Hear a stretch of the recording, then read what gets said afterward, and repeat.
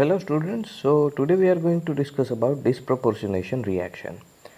So disproportionation reaction is a special type of redox reaction, and we can say that all of the disproportionation reactions are indeed redox reaction, because in disproportionation reaction you will get two different type of products from one type of reactant, and two different type of products having higher oxidation state than the reactant and lower oxidation state than the reactant. That means single element present in the molecule will be oxidized and reduced as well. That means let's say we have two different molecules of a same type, then one of the molecule will be reduced, one of the molecule will be oxidized. So that you will get a redox reaction and two different type of products having higher oxidation state and lower oxidation state than the reactant. And one of the reacting substance in disproportionation reaction must have at least three different oxidation state. That means, as we can see in the example mentioned, or as mentioned in description, we have a reactant species which will reduce and oxidize so that you will get higher and lower oxidation state. That means you will need at least three different oxidation state from that reactant. If reactant is able to give us three different oxidation states, then there is a possibility to get disproportionation reaction from that element. Similarly, highest and lowest oxidation state are not allowed as a reactant, because let's say if you have lowest oxidizing state, then you cannot decrease the oxidation state further. That means no reduction possible. Similarly, if you have used highest oxidation state, then you cannot oxidize the reactant further, so that no higher oxidation state will be obtained and no oxidation occurs. So that means we need intermediate oxidation states as a reactant and at least three oxidation states possible from the element, so that you will get disproportionation reaction. Let's say we have an element A which shows some different oxidation state. Let's say it can show -1, then 0, then +1 and +2. Okay, so these are the possible oxidation state from the element A. So lowest oxidation state is -1, highest oxidation state is +1. So these two are not allowed as a reactant. So in short, we can use these two as a reactant. Let's say we use A0, and 2 moles of A0 produces 1 mole of A minus and 1 mole of A plus. So as we can see, initial oxidation state was 0. You will get less than that, so it is reduction. You will get more than that, so it is oxidation. So that's an example of disproportionation reaction. And if you use highest oxidation state or lowest oxidation state, then we have a problem. Lowest oxidation state cannot give us a reduction reaction, and highest oxidation state cannot give us an oxidation reaction. That's why these two are not allowed as reactant. So we have an example of peroxide. As we discussed earlier, in case of peroxide, because of oxygen-oxygen single bonding, oxygen in case of peroxide shows -1 oxidation state. When we put the hydrogen peroxide in open atmosphere, it simply releases oxygen gas and it turns into water. So that's why we should keep it in sealed bottle. So as we can see, in open atmosphere, hydrogen peroxide will turn into water in which oxygen contains -2 oxidation state, and H2O2 releases oxygen in which oxygen shows 0 oxidation state. So -1 to -2, that means reduction, and -1 to 0, that means oxidation.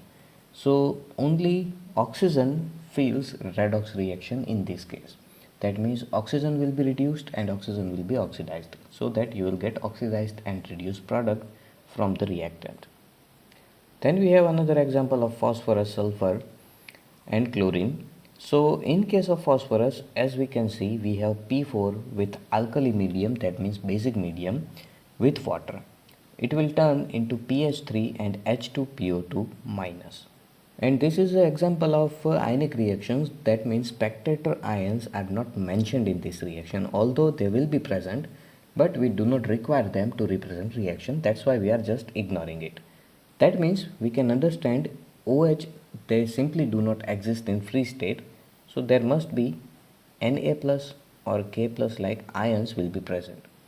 So let's say we have NaOH, we use NaOH as an alkali medium, then in the product H2PO2 minus actually will be NaH2PO2. That means minus 1 charge from this term and plus 1 from Na, it will give us neutral molecule. But let's discuss it as mentioned here as ionic reaction. So we have P4 in zero oxidation state, and when it turns into PH3, it will show -3 oxidation state because hydrogen is more positive than phosphorus. So phosphorus will be negative ion. And in case of H2PO2 minus, we have H2PO2 and total charge is -1. So hydrogen shows +2, oxygen will show -4, and total should be -1. That means phosphorus will be in +1 oxidation state. That means total +3 -4 is equal to -1. That's why phosphorus is in +1 oxidation state. So 0 to -3, that means it is reduction, and 0 to +1, that means it is oxidation. And keep in mind, all of the electrons used in reduction is equal to electrons released in oxidation. They must be equal. We can verify it by observing the reaction mentioned here. So we have P4, that means 4 different phosphorus. One of it will turn into -3. That means one of the phosphorus will change into P -3. So total it gains 3 electrons. Okay, so 3 electrons will be added in this reduction. Similarly, remaining 3 phosphorus will turn into H2PO2, which contains +1 oxidation state. So you will get total 3 P plus 1. That means in this case 3 electrons will be released. So 3 will be used in case of reduction, 3 will be released in case of oxidation. Similarly, we have reaction of acid in alkali medium, which turns into S2 minus, which has -2 oxidation state, and S2O32 minus, which has +2 oxidation state. So similar situation, 0 to -2 reduction, 0 to +2 oxidation. So overall, sulfur gets reduced and oxidized, and same number of electrons will be released and consumed during the reduction and oxidation. Similarly, chlorine. When chlorine reacts with alkali, it turns into ClO minus, which contains +1 oxidation state of chlorine, and Cl minus, which contains -1 oxidation. So reduction and oxidation of same element or reactant. So reaction mentioned in equation 8.48, it describes the household bleaching agent. Now bleaching agent are used to remove stains from the clothes, and generally stains are colored compounds. So colored compounds usually are made up of unsaturated compound. Unsaturated, that means compound having double or triple bonds. So usually when we add bleach to these stains, usually bleach releases nascent oxygen, that means atoms of oxygen, as we see it in a periodic table, just like the periodic table. So these nascent oxygens are highly reactive, and they will quickly remove the double or triple bond present in the colored compound or colored stain, and they will be attached with it, and stain or color will be removed. That means colored compounds will turn colorless compounds. So it is interesting to mention here that whereas the bromine and iodine follows the same trend as exhibited by the chlorine in the reaction 8.45, but we have exception for one of the halogen element, and it is fluorine. Because problem with the fluorine is fluorine cannot show positive oxidation state, and as mentioned in earlier portion of the disproportionation reaction, we need at least 3 different oxidation state from the elements to get disproportionation reaction. But as we know, fluorine can show only 2, 0 and -1. As mentioned in this reaction, when F2 reacts with OH, it turns into F minus and OF2. Now F minus, that means -1 oxidation state, and OF2, that means oxygen will be in +2 oxidation state, fluorine will remain in -1 oxidation state. So because of that, fluorine from 0 oxidation state, it will turn into -1, again -1. So which of the element will follow oxidation? Because fluorine follows reduction.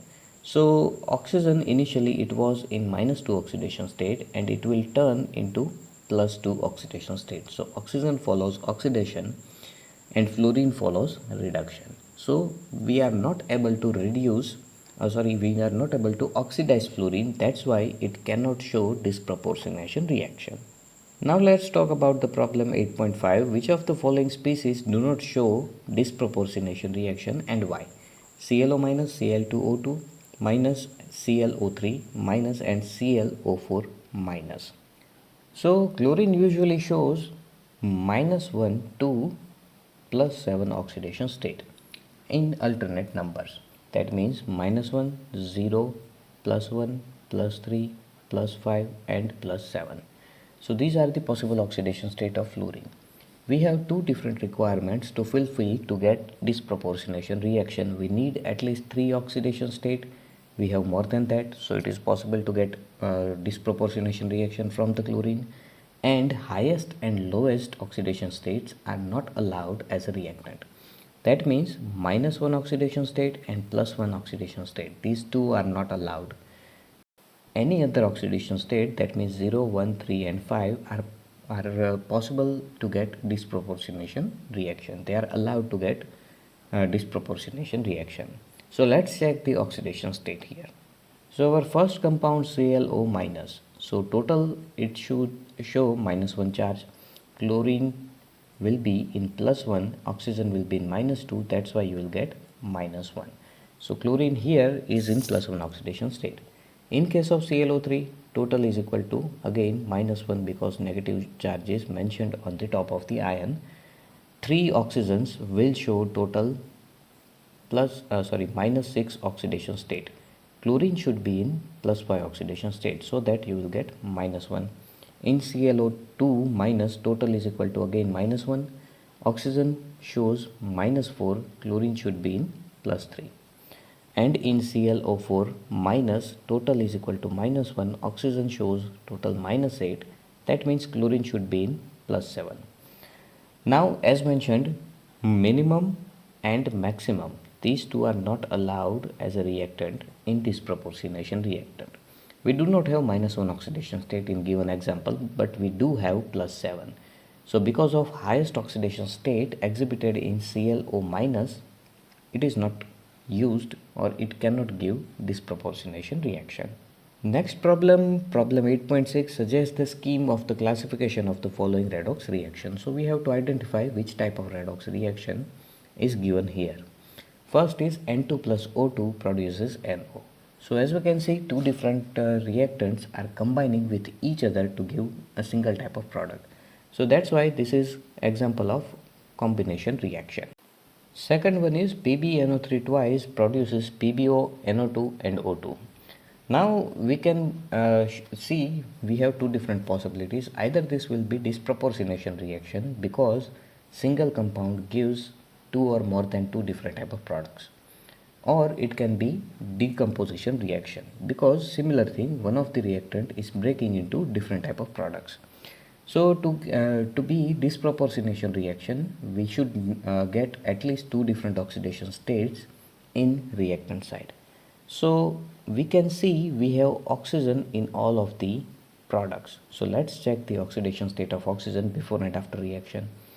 In case of NO3, 2, it will be in -2 oxidation state. In PbO again it is in -2, in NO2 again it is in -2, and in O2 it is in 0 oxidation state. So we have higher oxidation state than the reactant, but we do not have lower oxidation state than the reactant. So that's why this is not disproportionation reaction, and this will be simply decomposition reaction because our reactant is decomposing in different type of products. Next, NaH plus H2O gives NaOH and H2. So simply hydrogen is attached with water molecule and OH from the water molecule is attached with sodium. So they are exchanging their reactive groups or ions, and that's why it is displacement reaction. And last one, NO2 plus OH minus gives NO2 minus and NO3 minus. So let's check the oxidation states. So in last reaction, nitrogen, initially it was in +4 oxidation state because 2 oxygens will give us -4 and it is neutral, so nitrogen should be in +4. After reaction we have NO2 minus, so oxygen gives us -4, nitrogen should be in +3, so total is equal to -1.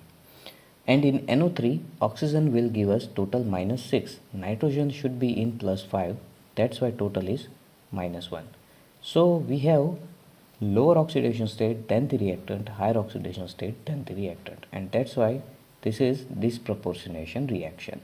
And then in an additional topic is mentioned, paradox of fractional oxidation number. Just like we discussed in peroxide type of bonds, in some of the example we observe that not all of the oxygens shares similar type of oxidation state. Some of them which contains peroxide linkage shows -1 oxidation state. Some of the oxygen which do not have peroxide linkage shows -2 oxidation state. Similar type of situation is mentioned here with some molecules which shows different type of attachment for same type of element, and that's why it shows overall fractional oxidation state. That means if we take an average of all the oxidation state of similar atoms, then it will be in fraction. But actually we should apply separate oxidation state to elements which are attached differently. So structures are mentioned. If you find any difficulties in description, feel free to ask. Otherwise we will move on our next main topic, balancing of redox reaction, which is complicated and important topic for this unit.